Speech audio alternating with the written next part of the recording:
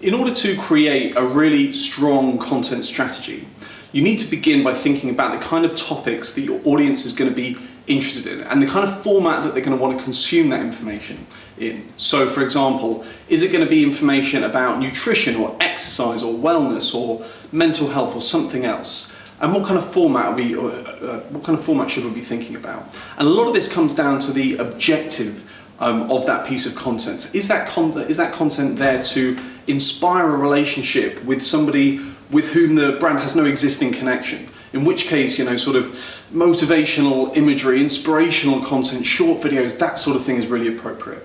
Is it, on the other hand, maybe to nurture existing relationships, in which case blog posts or longer videos might be more appropriate? Perhaps it's to develop a sense of community and engagement, in which case, I don't know, maybe something like running a Q&A via Facebook Live could be exactly what you need. Or maybe it's just there to convert people into making a purchase, in which case obviously it needs to be very, very direct.